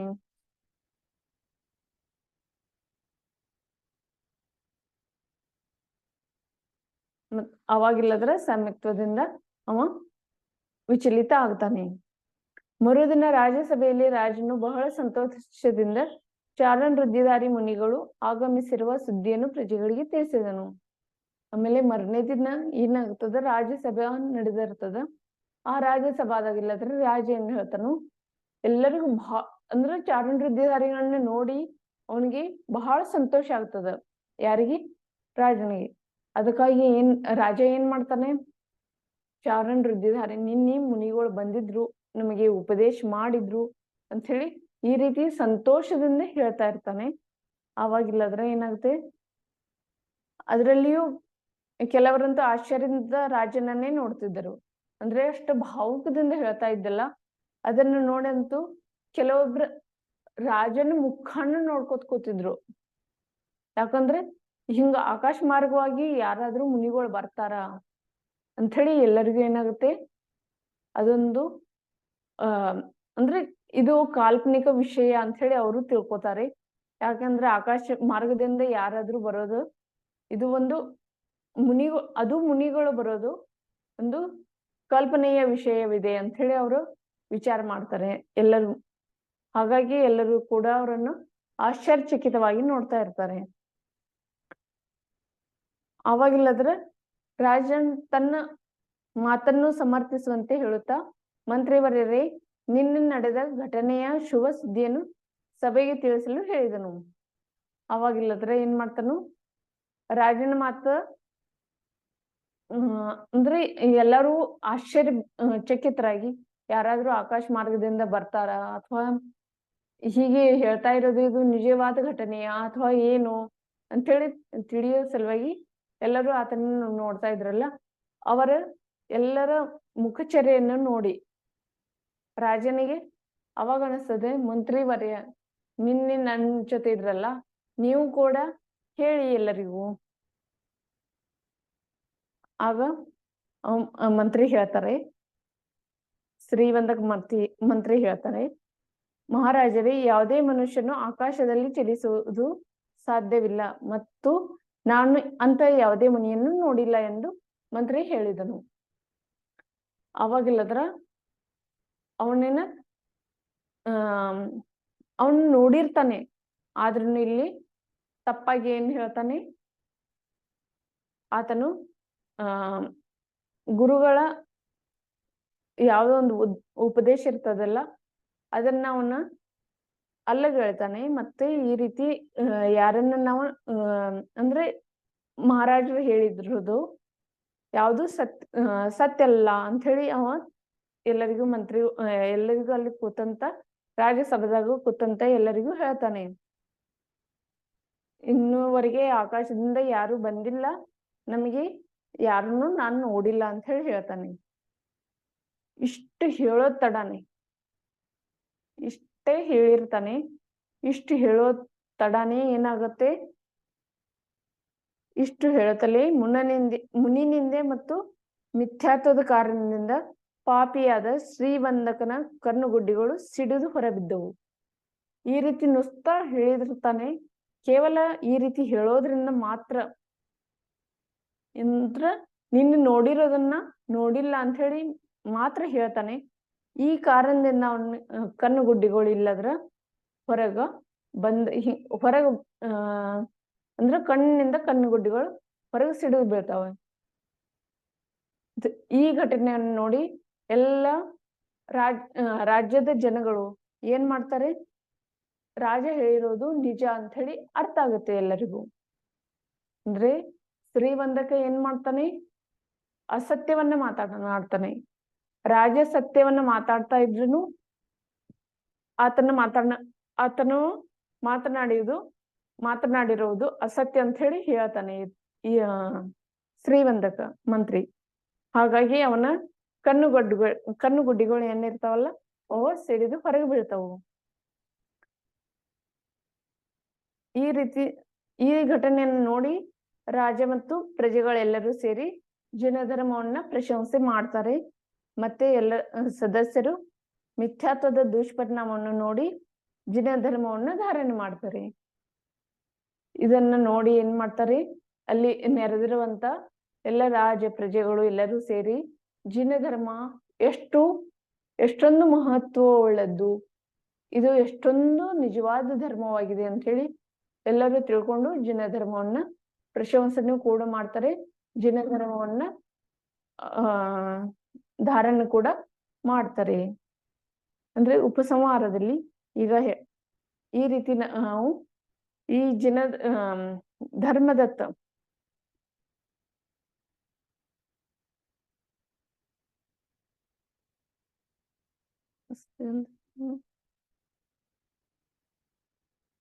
ಧನದತ್ತ ಎಂಬ ರಾಜನ ಕತೆ ಮುಕ್ತಾಯವಾಯಿತು. ಇದರಲ್ಲಿ ನಾವು ತಿಳ್ಕೊಂಡೇನು, ಧನದತ್ತ ಎಂಬ ರಾಜ ಇಲ್ಲದ್ರೆ ರಾಜವಾಳ್ತಿದ್ದ. ಅದರಲ್ಲಿ ಶ್ರೀವಂದಕ ಎಂಬ ಮಂತ್ರಿ ಇದ್ದ. ಆ ಮಂತ್ರಿ ಇಲ್ಲದ್ರೆ ಬೌದ್ಧ ಧರ್ಮದ ಅನುಯಾಯಿ ಆಗಿದ್ದ. ಅವನೇನ್ ಮಾಡ್ತಾನೆ, ಅವನ ಮತ್ತೆ ರಾಜ ಇಬ್ರು ಮಂದಿ ಟೆರೇಸ್ ಮೇಲೆ ಕೂತು ಚರ್ಚೆ ಮಾಡ್ತಿರ್ತಾರೆ. ಅರಮನೆ ಟೆರೇಸ್ ಮೇಲೆ ಕೂತು ಇಬ್ರು ಕೂಡ ಚರ್ಚೆ ಮಾಡ್ತಿರ್ತಾರೆ. ಅಲ್ಲಿ ಈ ಚರ್ಚೆ ಮಾಡುವಾಗ ಮೇಲಿನಿಂದ ವೃದ್ಧಿಧಾರಿ ಮುನಿಗಳು ಬರ್ತಾರೆ. ಆ ಇಬ್ರು ಮಂದಿ ವೃದ್ಧಿಧಾರಿ ಮುನಿಗಳನ್ನ ನೋಡಿ ಆಶ್ಚರ್ಯಚಕಿತನಾದ ರಾಜ ಏನ್ ಮಾಡ್ತಾನೆ, ಅವ್ರಿಗೆ ನಮಸ್ಕಾರ ಮಾಡ್ತಾನೆ. ಮತ್ತು ಶ್ರೀವಂದಕ ಮಂತ್ರಿ ಕೂಡ ಏನು ಎದ್ದು ನಮಸ್ಕಾರ ಮಾಡಿ ಅವರಿಗೆ ಅವ್ರು ಇಬ್ರು ಮಂದಿ ರಾಜ ಮತ್ತು ಮಂತ್ರಿ ಇಬ್ರಿಗೂ ಸೇರಿ ಮುನಿಗಳಿಗೆ ಏನ್ ಮಾಡ್ತಾರೆ, ಅಲ್ಲಿ ಒಂದು ಕಟ್ಟಿಗೆ ಸಿಂಹಾಸನ ಇತ್ತು, ಅದ್ರ ಮೇಲೆ ಮಾಡ್ಲಿಕ್ಕೆ ಹೇಳ್ತಾರೆ, ವಿರಾಜಮಾನ ಆಗ್ಲಿಕ್ಕೆ ಹೇಳ್ತಾರೆ. ವಿರಾಜಮಾನ ಆಗಿ ಅವರು ಧರ್ಮೋಪದೇಶವನ್ನೇ ಇಬ್ರಿಗೂ ಕೊಡ್ತಾರೆ. ರಾಜ ಮತ್ತು ಮಂತ್ರಿ ಇಬ್ರಿಗೂ ಧರ್ಮೋಪದೇಶವನ್ನ ಕೊಡ್ತಾರೆ. ಆ ಧರ್ಮೋಪದೇಶವನ್ನ ರಾಜ ಮರನೇ ದಿನ ರಾಜಸಭೆಯಲ್ಲಿ ಪ್ರಸ್ತಾಪ ಮಾಡುವಾಗ ಯಾರ ಮಂತ್ರಿ ಶ್ರೀವಂದಕ ಏನ್ ಮಾಡ್ತಾನೆ, ಅಲ್ಲಿ ಅಸತ್ಯವನ್ನ ಮಾತನಾಡ್ತಾನೆ. ಯಾವುದೇ ರೀತಿ ನಾವು ಚಾರುವೃದ್ಧಿಧಾರಿ ಮುನಿಗಳನ್ನು ನೋಡಿಲ್ಲ, ಚಾರುವೃದ್ಧಿಧಾರಿ ಮುನಿಗಳು ಇರೋದಿಲ್ಲ ಅಂತ ಹೇಳಿ ಆಕಾಶದಿಂದ ಯಾರೇ ಈ ರೀತಿ ನಡ್ತಾ ಬರೋದಿಲ್ಲ ಅಂತ ಹೇಳಿ ಅದನ್ನ ಜಿನ ಧರ್ಮವನ್ನ ಅಸತ್ಯ ಅಂತ ಹೇಳಿ ಹೇಳುವಾಗ್ಲೇ ಆತನ ಕಣ್ಣುಗುಡ್ಡುಗಳು ಹೊರಗೆ ಸಿಡಿದು ಆತನ ಕಣ್ಣುಗಳು ಹೊರಟು ಹೋಗ್ತವೆ. ಈ ರೀತಿ ಜಿನ ಧರ್ಮವನ್ನ ಯಾರ ಅವಹೇಳನ ಮಾಡ್ತಾರೆ, ಜಿನ ಧರ್ಮವನ್ನ ಯಾರ ಪ್ರಶಂಸೆ ಮಾಡೋದಿಲ್ಲ, ಅದರ ಬಗ್ಗೆ ಅಸತ್ಯವನ್ನ ನುಡಿತಾರೆ. ಈ ರೀತಿ ಮಾಡೋದ್ರಿಂದ ಏನಾಗುತ್ತೆ, ಅವರಿಗೆ ಅಹಿತ ಆಗುತ್ತೆ. ಅದಕ್ಕಾಗಿ ಜಿನ ಧರ್ಮವನ್ನ ಹಾಗೂ ಮುನಿ ನಿಂದೆಯನ್ನ ನಾವು ಯಾವಾಗ್ಲೂ ಮಾಡಬಾರದು ಅನ್ನೋದು ಈ ಕಥೆಯ ಸಾರಾಂಶವಾಗಿದೆ. ಇನ್ ಮುಂದಿಲ್ಲದ್ರ ನಾವು ಈ ಪಾಠದ ಉಪಸಂಹಾರವನ್ನ ನೋಡೋಣ. ಅನಾದಿ ಕಾಲದಿಂದ ಮಿಥ್ಯಾತ್ವದಲ್ಲಿ ಸಿಲುಕಿರುವ ಕಾರಣ ನಾವು ಇಂಥ ದುಸ್ಥಿತಿಯಲ್ಲಿ ಇರುವೆವು. ಅದಕ್ಕಾಗಿ ಮಿಥ್ಯಾತ್ವವನ್ನು ಬಿಡಬೇಕು. ಮಿಥ್ಯಾತ್ವದ ಕಾರಣ ಇಲ್ಲಾದ್ರೆ ನಾವು ಏನ್ ಮಾಡ್ತಾರೆ, ಸಂಸಾರ ಪರಿಭ್ರಮಣೆ ಮಾಡ್ತಾ ಇದ್ದೀವಿ. ಅಂದ್ರೆ ಆ ಕಡೆ ಹೋಗು, ಸಂಸಾರದಲ್ಲಿ ಒಮ್ಮೆ ಮನುಷ್ಯನಾಗಿ ಜನ್ಮತಾಳು, ಒಮ್ಮೆ ತಿರೇಂಶನಾಗಿ ಜನ್ಮತಾಳು, ಒಮ್ಮೆ ನಾರಕಿಯಾಗಿ ಜನ್ಮತಾಳು, ಒಮ್ಮೆ ಸ್ವರ್ಗದ ದೇವತೆಯಾಗಿ ಜನ್ಮತಾಳು. ಈ ರೀತಿ ಇಲ್ಲಾದ್ರೆ ನಾವು ಸಂಸಾರ ಎಂಬ ಸಾಗರದಲ್ಲಿ ಹುಟ್ಟು, ಸಾವು, ಜನ್ಮ, ಮರಣ, ಇದೆಲ್ಲ ವೃದ್ಧಾಪ್ಯ, ರೋಗ ರುಜಿನ ಇವೆಲ್ಲ ಸೇರಿ ಇಲ್ಲದ್ರ ನಾವು ಹಾಗೆ ಮುಂದುವರಿಯುತ್ತಾ ಹೋಗ್ತಾ ಇದ್ದೀವಿ. ಈ ಮುಂದುವರಿಯೋದು ನಮಗೆ ಬೇಡವಾದ್ರೆ, ಸಂಸಾರದಲ್ಲಿ ಈ ರೀತಿಯ ಪರಿಭ್ರಮಣೆ ನಮಗೆ ಬೇಡವಾದ್ರೆ ನಾವು ಏನ್ ಮಾಡ್ಬೇಕು, ಸಮ್ಯಕ್ತ್ವ ರೂಪಿ ಧರ್ಮವನ್ನ ಗ್ರಹಣೆ ಮಾಡಬೇಕು. ಮಿಥ್ಯಾತ್ವ ಒಂದು ಕಾಡ್ಗಿಚ್ಚು ಇದ್ದಂತೆ ಇದು ನಮ್ಮ ಮಾನವ ರೂಪಿ ಶ್ರೇಷ್ಠ ಪರ್ಯಾಯವನ್ನು ನಾಶ ಮಾಡುತ್ತದೆ. ಮಿಥ್ಯಾತ್ವ ಇದು ಒಂದು ಕಾಡ್ಗಿಚ್ಚು ಅಂತ ಹೇಳಿದ್ದಾರೆ. ಕಾಡ್ಗಿಚ್ಚು ಅಂದ್ರೆ ಅರಣ್ಯದಲ್ಲಿ ಎಲ್ಲಿಯಾದ್ರೂ ಒಂದು ಕಡೆ ಬೆಂಕಿ ಹತ್ತಿದ್ರಿ, ಅದು ಬೆಂಕಿಯು ಅರಣ್ಯವನ್ನೇ ಸುಡುತ್ತದೆ. ಅದೇ ರೀತಿ ಒಮ್ಮೆ ಕಾಡ್ಗಿಚ್ಚು ಪ್ರಾರಂಭವಾದ್ರೆ ಪೂರ್ಣ ಅರಣ್ಯವನ್ನೇ ಸುಡ್ತಾ ಹೋಗುತ್ತೆ. ಅದೇ ರೀತಿ ಇಲ್ಲದ್ರ ಮಾನವ ರೂಪಿ ಶ್ರೇಷ್ಠ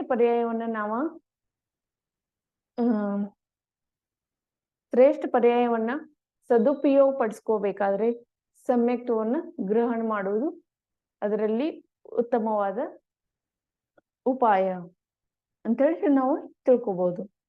ಆದ ಕಾರಣ ತಾವು ಶೀಘ್ರಾತಿ ಶೀಘ್ರ ಮಿಥ್ಯಾತ್ವವನ್ನು ನಾಶ ಮಾಡಬೇಕು. ಅದರ ಸಲುವಾಗಿ ನಾವು ಎಲ್ಲರೂ ಕೋಡಿಯನ್ನ ಮಿಥ್ಯಾತ್ವ ಕರ್ಮದ ವಿಷಯವನ್ನ ನಾಶ ಮಾಡ್ಕೋಬೇಕು. ಮಿಥ್ಯಾತ್ವವನ್ನು ನಾಶ ಮಾಡ್ಕೋಬೇಕಾದ್ರೆ ಸಮ್ಯಕ್ತ್ವವನ್ನ ಗ್ರಹಣ ಮಾಡಬೇಕು. ಸಮ್ಯಕ್ತ್ವ ಯಾವ ರೀತಿ ಇರುತ್ತೆ, ನಾವು ನಿಜವಾದ ದೇವ ಶಾಸ್ತ್ರ ಗುರುಗಳ ಮೇಲೆ ನಾವು ಶ್ರದ್ಧೆಯನ್ನು ಇಡಬೇಕಾಗತ್ತೆ. ಒಂದ್ ವೇಳೆ ನಾವು ನಿಜವಾದ ದೇವ ಶಾಸ್ತ್ರ ಗುರುಗಳ ಮೇಲೆ ಶ್ರದ್ಧೆ ಇಡದೆ ಹೋದ್ರೆ ಏನಾಗುತ್ತೆ, ನಾವು ಮತ್ತೆ ಮಿಥ್ಯಾತ್ವಕ್ಕೆ ಹೋಗಿ ಈ ಸಂಸಾರ ಪರಿಭ್ರಮಣೆಯು ನಮಗೆ ತಪ್ಪೋದಿಲ್ಲ.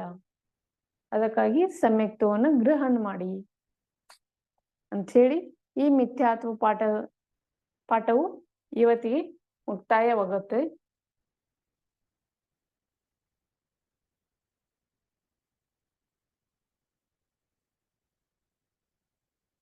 ಯಾರಿಗೆ ಆದ್ರೂ ಇದ್ರಲ್ಲಿ ಕ್ವಶನ್ ಇದ್ರೆ ಕೇಳ್ಬೋದು,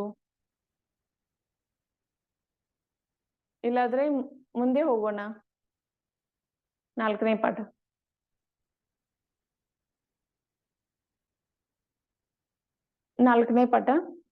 ಶ್ರಾವಕನ ಷಟ್ ಅವಶ್ಯಕ ಕರ್ಮಗಳು. ನಾವು ಶ್ರಾವಕರು ಅಂದಮೇಲೆ ನಮಗೆ ಷಟ್ ಅವಶ್ಯಕ ಕರ್ಮಗಳಿವೆ, ಷಟ್ ಅವಶ್ಯಕ ಕಾರ್ಯಗಳಿವೆ. ನಾವು ಶ್ರಾವಕರು ಅಂದ್ಮೇಲೆ ಈ 6 ಕಾರ್ಯಗಳನ್ನು ದಿನನಿತ್ಯ ಮಾಡಲೇಬೇಕಾಗುತ್ತದೆ.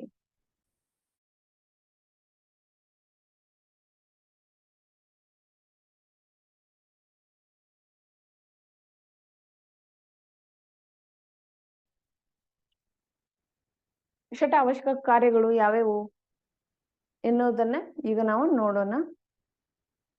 ಪ್ರತಿಯೊಬ್ಬ ಮನುಷ್ಯನು ಸುಖ ಶಾಂತಿಯನ್ನು ಇಚ್ಛಿಸುವವನು ಮತ್ತು ಸುಖ ಶಾಂತಿಯು ಧರ್ಮ ಕಾರ್ಯದಿಂದಲೇ ಪ್ರಾಪ್ತಿಯಾಗುವುದು. ಆದ್ದರಿಂದ ಧರ್ಮ ಕಾರ್ಯವನ್ನು ಮಾಡುವುದು ಪ್ರತಿಯೊಬ್ಬರ ಆದ್ಯ ಕರ್ತವ್ಯವಾಗಿದೆ. ಇಲ್ಲಿ ಪ್ರತಿಯೊಬ್ಬರ ಸುಖ ಶಾಂತಿಯನ್ನ ಇಚ್ಛೆ ಪಡ್ತಾರೆ. ಎಲ್ಲಿಯವರೆಗೆ ಯಾರಾದ್ರೂ ದುಃಖಿಯಾಗಿದ್ರೆ ಅವರೇ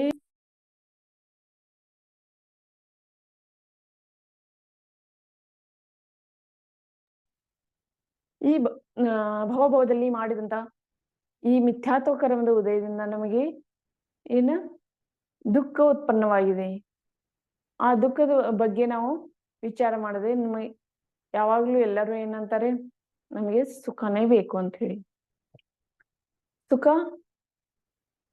ಯಾರಿಗೆ ಬೇಡ ಹೇಳಿ? ಪ್ರತಿಯೊಬ್ಬರಿಗೂ ಸುಖನೇ ಬೇಕಾಗುತ್ತೆ. ಯಾರು ಒಬ್ರು ಈ ರೀತಿ ಇಲ್ಲ ಕಿ ನನಗೆ ದುಃಖನೇ ಬೇಕು ಅಂತ ಹೇಳಿ. ಯಾರ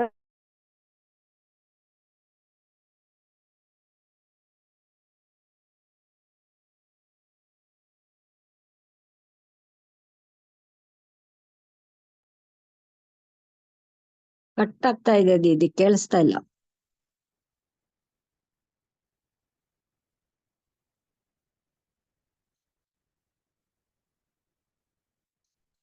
ನಾನು ಅವಾಗ ಅಂದ್ರೆ ನನ್ನ ಹತ್ರ ಏನಾಯ್ತು ಅಂದ್ರೆ, ಮೊದಲನೇ ಸಲ ಈ ರೀತಿ ನಾವು ಆನ್ಲೈನ್ ಕ್ಲಾಸ್ ತಗೋದ್ರಿಂದ ನನಗೆ ಅವಾಗ ಈ ರೀತಿ ಫ್ರೀ ಆಗಿ ಮಾತಾಡ್ಲಿಕ್ಕೆ ಆಗ್ಲಿಲ್ಲ. ಧರ್ಮ ಅಂದ್ರೆ ಏನು ಯಾರಾದ್ರೂ ಹೇಳ್ತೀರಾ?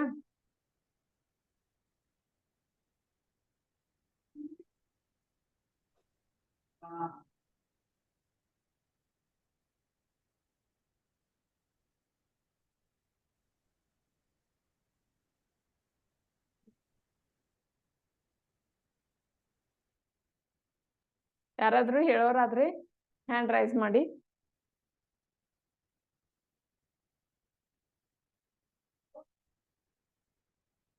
ಧರ್ಮ ಅಂದ್ರೆ ಧರ್ಮ ಯಾವ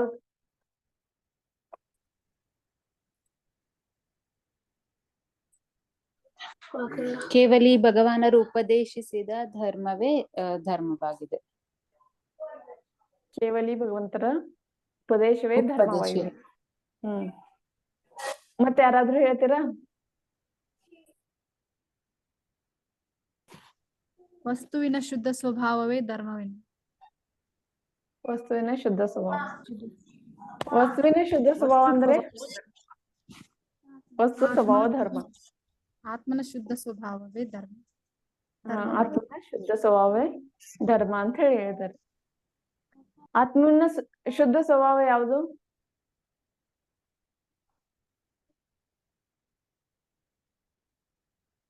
ರಾಗದ್ವೇಷ ರಹಿತ ಸ್ವದಲ್ಲಿರುವುದೇ ಆತ್ಮನ ಶುದ್ಧ ಸ್ವಭಾವ.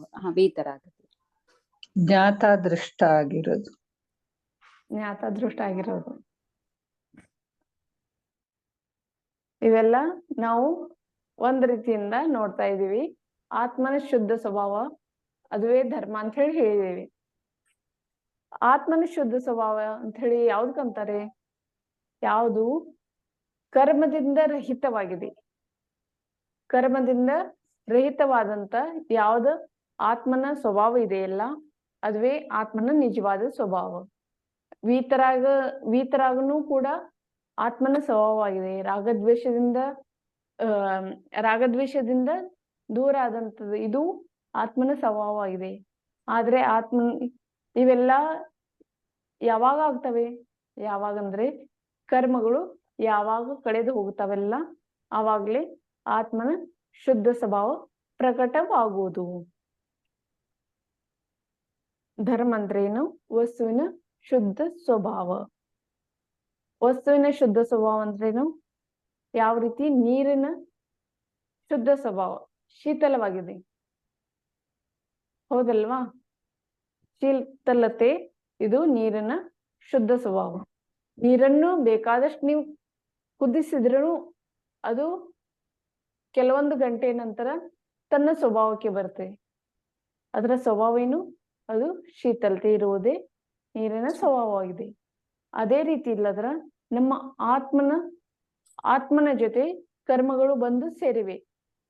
ಆ 8 ಕರ್ಮಗಳು ಬಂದು ಆತ್ಮನಲ್ಲಿ ಒಂದಕ್ಕೊಂದು ಸೇರ್ಪಡೆಯಾಗಿವೆ. ಈ ಆತ್ಮನು ಒಂದಕ್ಕೊಂದು ಬಂದು ಆತ್ಮಕ್ಕೆ ಕರ್ಮಗಳು ಬಂದು ಸೇರ್ಪಡೆಯಾಗಿರೋದ್ರಿಂದ ಆತ್ಮವು ಅಶುದ್ಧ ಅವಸ್ಥೆಯಲ್ಲಿದೆ. ಅದನ್ನ ಶುದ್ಧ ಅವಸ್ಥೆಗೆ ತರಬೇಕಾದ್ರೆ ಏನ್ ಮಾಡ್ಬೇಕಾಗತ್ತೆ? ಕರ್ಮಗಳನ್ನ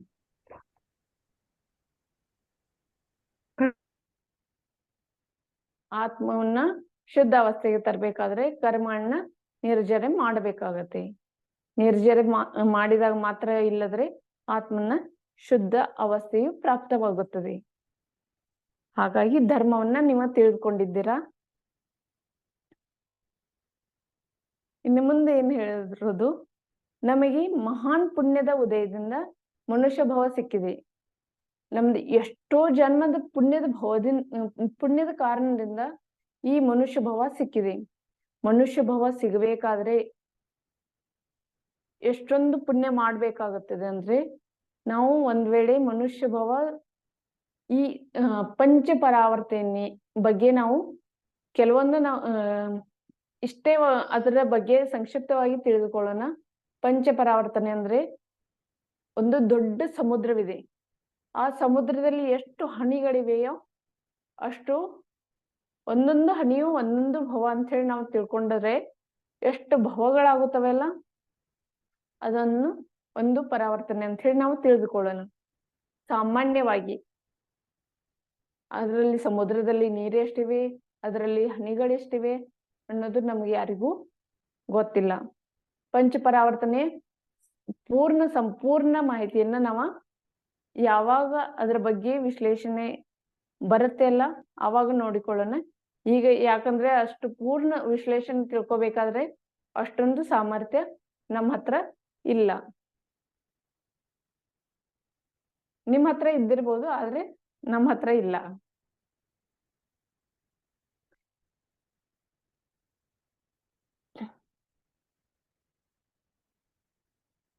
ಹಾಗಾಗಿ ನಮಗೆ ಮಹಾನ್ ಪುಣ್ಯದ ಉದಯದಿಂದ ಮನುಷ್ಯ ಭಾವ ಸಿಕ್ಕಿದೆ. ಅದರಲ್ಲಿಯೂ ಆರ್ಯ ಕ್ಷೇತ್ರ, ಉತ್ತಮ ಕುಲ, ನಿರೋಗಿ ಶರೀರ, ಸತ್ಪುರುಷರ ಸಂಘ ಎಂಬಿತ್ಯಾದಿ ಉತ್ತಮ ನಿಮಿತ್ತಗಳು ಸಿಕ್ಕರು ದಾನ ಪೂಜಾದಿ ಷಟ್ ಅವಶ್ಯಕಗಳ ಕ್ರಿಯೆಯನ್ನು ಯಾರು ಮಾಡುವುದಿಲ್ಲವೋ ಅವರನ್ನು ಆಚಾರ್ಯರು ಪಶುವಿನ ಸಮಾನರೆಂದು ಪರಿಗಣಿಸಿದ್ದಾರೆ. ಈಗ ಎಷ್ಟೋ ಪುಣ್ಯದ ಫಲದಿಂದ ನಮಗೆ ಮನುಷ್ಯ ಭಾವ ಸಿಗ್ತದೆ. ಯಾಕಂದ್ರೆ ಈ ಜೀವ ನಿಗೋದ್ಗತಿಯಲ್ಲಿ ಹೋಗುತ್ತೆ, ತಿರ್ಯಂಚ ಗತಿಯಲ್ಲಿ ಹೋಗುತ್ತೆ, ದೇವಗತಿಯಲ್ಲಿ ಹೋಗುತ್ತೆ, ಆಮೇಲೆ ನರಗತಿಯಲ್ಲಿ ಕೂಡ ಹೀಗೆ ಪರಿಭ್ರಮಣ ಮಾಡ್ತಾ ಇರ್ತದೆ. ಆದ್ರೆ ಮನುಷ್ಯ ಭಾವ ಸಿಗೋದು ಕೇವಲ 2000 ಭವಗಳು ಮಾತ್ರ. ಈ 2000 ಭವಗಳನ್ನ ನಾವು ಒಂದು ಪರಾವರ್ತನೆಯಲ್ಲಿ ಈ 2000 ಭವಗಳನ್ನ ನಾವು ಸದುಪಯೋಗ ಮಾಡಿಕೊಂಡ್ರೆ ಇದರಲ್ಲಿಂದನೇ ನಾವು ಮೋಕ್ಷಕ್ಕೆ ಹೋಗ್ಬೋದು. ದೇವಗತಿಯಿಂದ ಮೋಕ್ಷ ಹೋಗಲು ಸಾಧ್ಯ ಇಲ್ಲ, ನರಕದಿಂದ ಮೋಕ್ಷ ಹೋಗಲು ಸಾಧ್ಯ ಇಲ್ಲ, ತಿರ್ಯಂಚಗತಿಯಿಂದ ಮೋಕ್ಷ ಹೋಗಲು ಸಾಧ್ಯವಿಲ್ಲ. ಕೇವಲ ಒಂದೇ ಒಂದು ಭವವಿದೆ, ಅದು ಮನುಷ್ಯ ಭಾವ. ಈ ಮನುಷ್ಯ ಭಾವದಿಂದಲೇ ಮೋಕ್ಷಕ್ಕೆ ಹೋಗಲು ಸಾಧ್ಯವಾಗುತ್ತದೆ. ಹಾಗಾಗಿ ಈ ಮನುಷ್ಯ ಭಾವ ಸಿಗುವುದು ಅತಿ ದುರ್ಲಭ. ಮನುಷ್ಯ ಭಾವ ಸಿಕ್ಕಾಗೂ ನಾವೇನ್ ಮಾಡ್ತೀವಿ? ಮನುಷ್ಯ ಭಾವ ಸಿಕ್ಕಾಗ್ಲೂ ಸಹ ಈಗ ಎಲ್ಲಿ ಮ್ಲೇಚ್ಛ ಖಂಡದಲ್ಲಿ ಹೋಗಿ ಜನ್ಮ ತಾಳಿದ್ರೆ ಅಲ್ಲಿ ನಮಗೆ ಮನುಷ್ಯ ಭಾವ ಸಿಕ್ಕೂ ಕೂಡ ಅದು ವ್ಯರ್ಥವಾಗುತ್ತೆ. ಯಾಕಂದ್ರೆ ಮ್ಲೇಚ್ಛ ಖಂಡದಲ್ಲಿ ಸಮ್ಯಕ್ತ್ವ ಅನ್ನೋದು ಇಲ್ಲ. ಅಲ್ಲಿ ಯಾವುದೇ ಧರ್ಮ ಅಂತೂ ಅಲ್ಲಿ ಇರೋದಿಲ್ಲ. ಅಂದ್ರೆ ಸಮ್ಯಕ್ ಸಮ್ಯಕ್ತ್ವ, ಸಮ್ಯಕ್ ದರ್ಶನ, ಸಮ್ಯಕ್ ಜ್ಞಾನ, ಸಮ್ಯಕ್ಚಾರ, ಇವು ಮೂರು ಕೂಡ ಇಲ್ಲದ್ರೆ ಧರ್ಮ ಅಂತ ಹೇಳಿ ಅನ್ಸ್ಕೊಳ್ತವೆ. ಈ ಮೂರರಲ್ಲಿ ಅಲ್ಲಿ ಯಾವುದೇ ಒಂದು ಕೂಡ ಅಲ್ಲಿ ಮ್ಲೇಚ್ಛ ಖಂಡದಲ್ಲಿ ಇರೋದಿಲ್ಲ. ಅದಕ್ಕಾಗಿ ಅಲ್ಲಿ ಅಧರ್ಮವೇ ಸತತವಾಗಿ ಅಧರ್ಮ ಇರೋದ್ರಿಂದ ಆ ಮ್ಲೇಚ್ಛ ಖಂಡದಲ್ಲಿ ಉತ್ಪನ್ನವಾಗಿ ಯಾವುದೇ ಉಪಯೋಗವಿಲ್ಲ.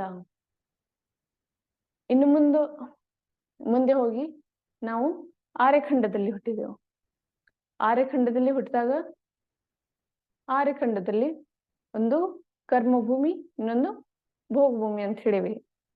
ಆ ಕರ್ಮಭೂಮಿಯಲ್ಲಿ ಜನ್ಮ ತಾಳೋದು ಅತಿ ದುರ್ಲಭ. ಭೋಗಭೂಮಿಯಲ್ಲಿ ಹೋಗಿ ಜನ್ಮ ತಾಳ್ಬೋದು, ಆದ್ರೆ ಅಲ್ಲಿ ಕೂಡ ನಮಗೆ ಏನಾಗಲು ಸಾಧ್ಯ ಇಲ್ಲ. ಅಲ್ಲಿಂದ ಕೂಡ ನಮಗೆ ಮೋಕ್ಷ ಹೋಗಲು ಸಾಧ್ಯವಿಲ್ಲ. ಅಲ್ಲಿ ನಾವು ಸಮ್ಯಕ್ತವನ್ನು ಪ್ರಾಪ್ತ ಮಾಡಿಕೊಳ್ಬೋದು, ಆದ್ರೆ ನಮಗೆ ಅಲ್ಲಿಂದ ಭೋಗಭೂಮಿಯಿಂದ ಎಲ್ಲಿ ಮೋಕ್ಷಕ್ಕೆ ಹೋಗ್ಬೇಕಾದ್ರೆ ಅಲ್ಲಿಂದ ಕೂಡ ಸಾಧ್ಯವಿಲ್ಲ. ಆಮೇಲೆ ಮುಂದೆ ಬಂದು ಕರ್ಮಭೂಮಿಯಲ್ಲಿ ಬಂದಾಗ ನಾವು ಕರ್ಮಭೂಮಿಯಲ್ಲಿ ಮ್ಲೇಚ್ಛ ಖಂಡ ಮತ್ತು ಆರ್ಯಖಂಡ ಇದೆ. ಈ ಆರ್ಯಖಂಡದಿಂದಲೂ ಸಹ ನಾವು ಏನ್ ಮಾಡ್ಬೋದು, ಮೋಕ್ಷಕ್ಕೆ ಹೋಗ್ಬೋದು. ಆದ್ರೂ ಆರ್ಯಖಂಡದಲ್ಲಿ ಜನ್ಮವಾದಂತ ಎಲ್ಲ ಜೀವಿಗಳು ಮೋಕ್ಷಕ್ಕೆ ಹೋಗಲು ಸಾಧ್ಯವಿಲ್ಲ. ಅದರಲ್ಲಿ ಕೆಲವೊಂದು ಜೀವಿಗಳು ಮಾತ್ರ ಮೋಕ್ಷಕ್ಕೆ ಹೋಗ್ಬಹುದು. ಆ ಕೆಲವೊಂದು ಜೀವಿಗಳಲ್ಲಿ ಕೂಡ ಮೊದಲು ನಾವು ನೋಡಿದ್ರೆ ಮೊದಲನೇದು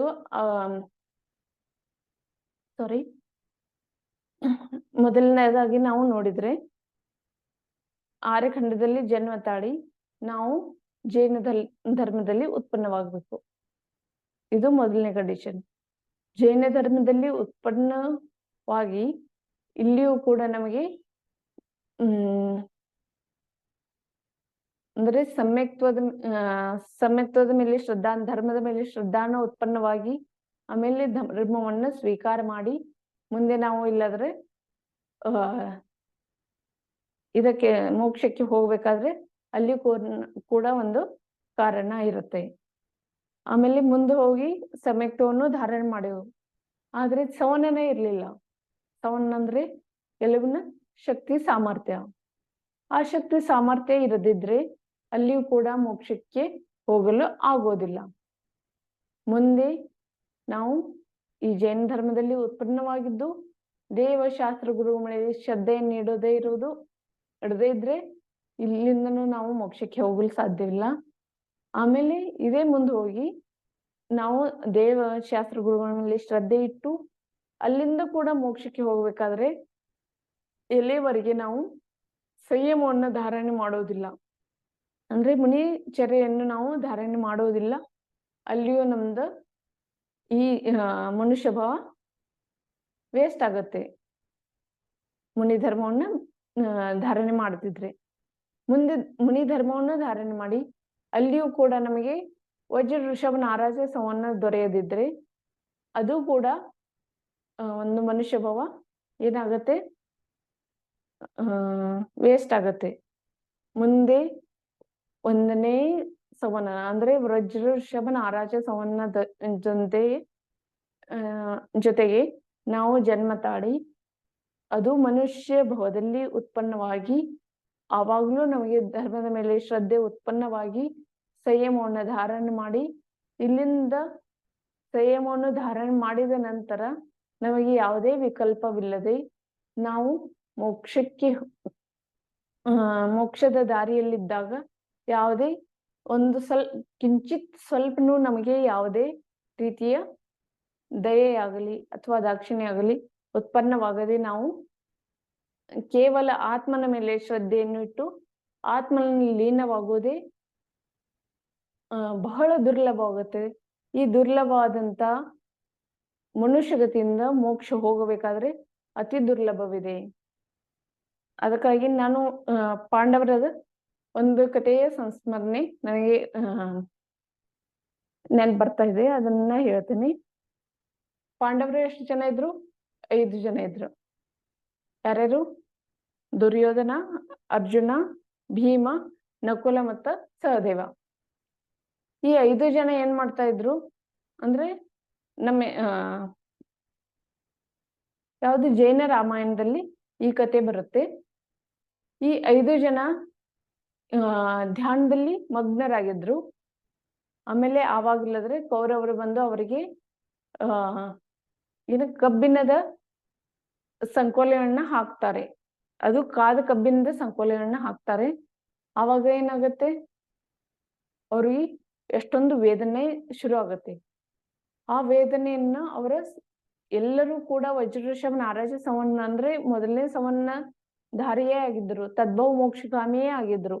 ಅಂದ್ರೆ ಅದೇ ಭಾವದಿಂದ ಮೋಕ್ಷಕ್ಕೆ ಹೋಗುವಂತ ಸಾಮರ್ಥ್ಯ ಅವರಲ್ಲಿ ಎಲ್ಲರಲ್ಲಿಯೂ ಸಹ ಇತ್ತು. ಇವರು ಯಾರ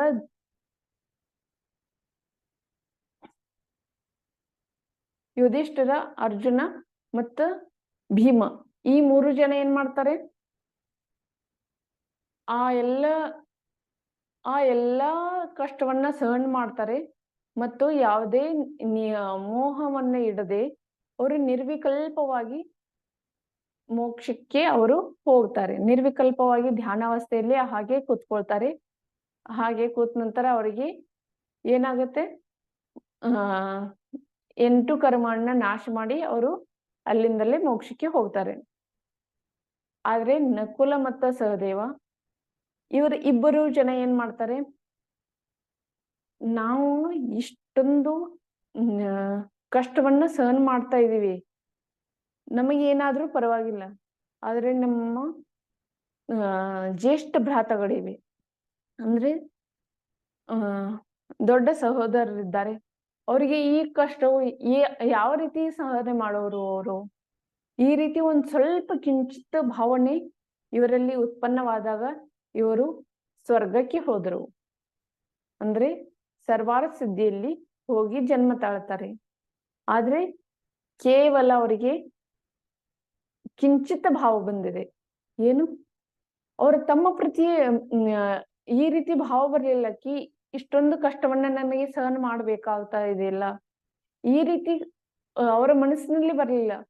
ಆದ್ರೆ ನಾವು ಇಷ್ಟೊಂದು ಕಷ್ಟವನ್ನ ನಮ್ಮ ಅಂದ್ರೆ ಸಣ್ಣ ವಯಸ್ಸಿನಲ್ಲಿ ನಾವು ಸಹನ ಮಾಡ್ತಾ ಇದೀವಿ. ಆದ್ರೆ ನಮ್ಮ ಜ್ಯೇಷ್ಠ ಭ್ರಾತಗಳು, ಅವರಿಗೆ ವಯಸ್ಸಾಗಿದೆ, ಅವರು ಯಾವ ರೀತಿ ಸಹನ ಮಾಡ್ತಾರೆ ಅಂಥೇಳಿ ಕೇವಲ ಒಂದೇ ಒಂದು ಭಾವ ಬಂದಿದೆ, ಜ್ಯೇಷ್ಠ ಭ್ರಾತಗಳು ಯಾವ ರೀತಿ ಸಹನ ಮಾಡ್ತಾರೆ ಅಂತ ಹೇಳಿ. ಈ ಒಂದೇ ಒಂದು ಭಾವನೆಯಿಂದ ಇಲ್ಲದ್ರೆ ಏನಾಗುತ್ತೆ, ಅವರಿಗೆ ಮೋಕ್ಷಕ್ಕೆ ಹೋಗ್ಬೇಕಾದಂತವ್ರು ಸ್ವರ್ಗದಲ್ಲಿ ಹೋಗಿ ಜನ್ಮ ತಾಳ್ತಾರೆ. ಹಾಗಾಗಿ ಮೋಕ್ಷಕ್ಕೆ ಹೋಗ್ಬೇಕಾದ್ರೆ ಸಂಪೂರ್ಣವಾದ ಮೋಹವನ್ನ ತ್ಯಾಗ ಮಾಡ್ಬೇಕಾಗತ್ತೆ. ಈ ರೀತಿ ಇಲ್ಲಾದ್ರೆ ನಾವು ಅಂದ್ರೆ ನಿರ್ಮೋಹಿ ಆದ ಮೋಹಿ ಯಾವ ರೀತಿ ಇರ್ತಾರೆ, ನಿರ್ಮೋಹಿ ಯಾವ ರೀತಿ ಇರ್ತಾರೆ ಅಂತ ಹೇಳಿ ನಾವು ಈ ಕಥೆಯಿಂದ ತಿಳ್ಕೊಳ್ಬಹುದು. ಆಮೇಲೆ ಮುಂದೆ ನಾವು ನೋಡ್ಬೇಕು ಅಂದ್ರೆ ಸಾರಿ, ನಾನು ಎಲ್ಲಿ ಬಂದಿದ್ದೆ, ಆರ್ಯ ಕ್ಷೇತ್ರ ಉತ್ತಮ ಕುಲ. ಆರ್ಯ ಕ್ಷೇತ್ರನೂ ಸಿಕ್ಕಿದೆ, ಉತ್ತಮ ಕುಲನೂ ಸಿಕ್ಕಿದೆ, ನಿರೋಗಿ ಶರೀರನೂ ಸಿಕ್ಕಿದೆ, ಸತ್ಪುರುಷರ ಸಂಘವೂ ಸಿಕ್ಕಿದೆ. ಎಲ್ಲ ಸಿಕ್ರನು ಮೋಕ್ಷಕ್ಕೆ ಹೋಗ್ಲಿಕ್ಕೆ ಆಗ್ಲಿಲ್ಲ. ಯಾರಿಗೆ? ನಕುಲ ಮತ್ತು ಸಹದೇವರಿಗೆ. ಅವ್ರಿಗೆ ಮುಂದೆ ಒಂದು ದಿನ ಬಂದು ಮೋಕ್ಷಕ್ಕೆ ಹೋಗುವವರಂತೂ ಗ್ಯಾರಂಟಿ.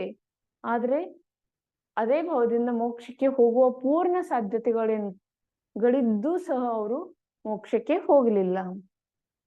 ಅದೇ ರೀತಿ ಇಲ್ಲದ್ರೆ ನಾವೇನ್ ಮಾಡ್ತೀವಿ, ಈಗ ಜೈನ ಕುಲನೂ ಸಿಕ್ಕಿದೆ, ಪೂಜಾ ಮಾಡ್ಲಿಕ್ಕೂ ನಮ್ ಕಡೆ ಆಗ್ತದೆ, ದಾನ್ ಮಾಡ್ಲಿಕ್ಕೂ ಆಗ್ತದೆ.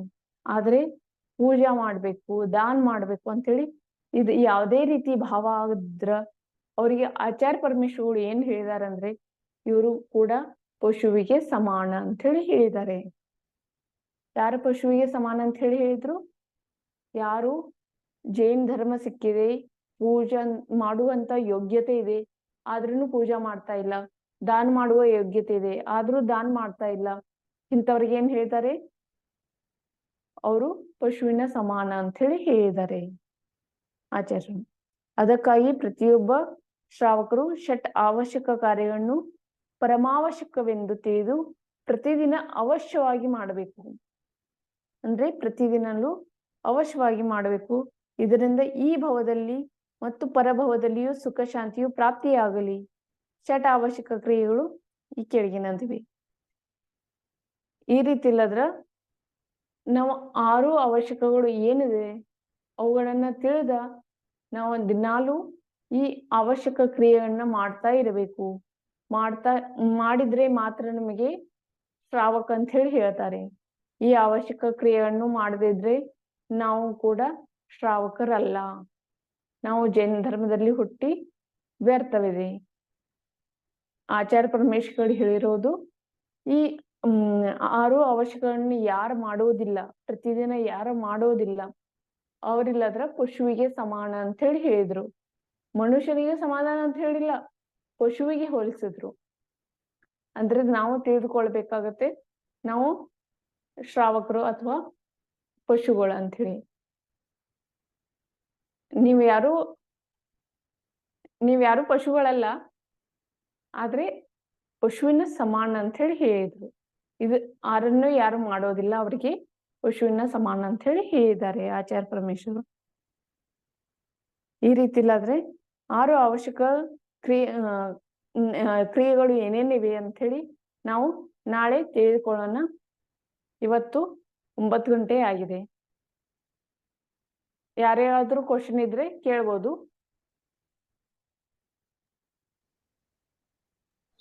ವಂದನಾ ದೀದಿ, ಇವತ್ತಿನ ಕ್ಲಾಸಿಗೆ ಸಂಬಂಧಪಟ್ಟಿರೋ ಈ ಪ್ರಶ್ನೆ, ಆದ್ರೆ ಇದು ಮುಂಚೆಯಿಂದನೇ ಇದೆ. ಅಂತಿಮ ಶ್ರುತ ಕೇವಲಿ ಭದ್ರಬಾಹು ಮುನಿಗಳಂತ ಹೇಳ್ತಾರಲ್ಲ, ಅವರು ಸಿದ್ಧ ಭಗವಾನ್ರ ಶ್ರುತ ಕೇವಲಿಗಳು ಅಂದರೆ ಸಿದ್ಧ ಭಗವಾನ್ರಾಗಿದ್ದಾರ? ಶ್ರುತ ಕೇವಲಿಗಳು ಸಿದ್ಧ ಭಗವಾನರಲ್ಲ. ಶ್ರುತ ಕೇವಲಿಗಳು ಯಾರಿಗೆ ಅಂತಾರೆ ಅಂದ್ರೆ ಯಾರಿಗೆ 12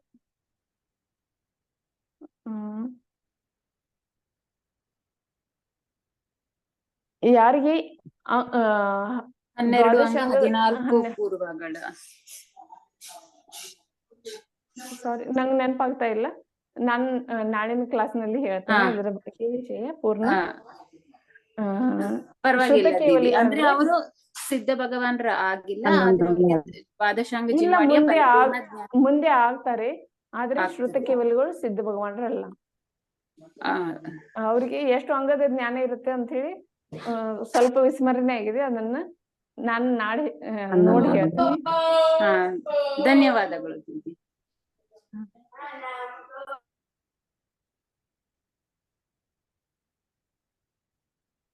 ಮತ್ತೆ ಯಾರಿಗಾದ್ರೂ ಕ್ವಶನ್ ಇದ್ರೆ ಕೇಳ್ಬೋದು, ಇಲ್ಲಾದ್ರೆ ಜೀವವಾಣಿಯೊಂದಿಗೆ ಇವತ್ತಿನ ಕ್ಲಾಸನ್ನ ಮುಕ್ತಾಯ ಮಾಡೋಣ.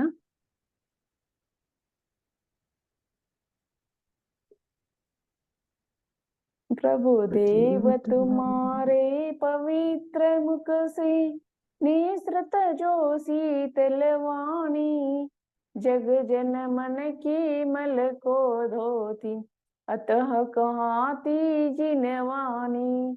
जयवंतो माँ जग में तब तक जब तक सूरज चांद रहे, शीश नवाते कर्म हरो माँ अब तक हम विषयांद रहे, अब हम ना विषयांद रहे। जय बोलो पंच परमेष्ठी भगवान की जय।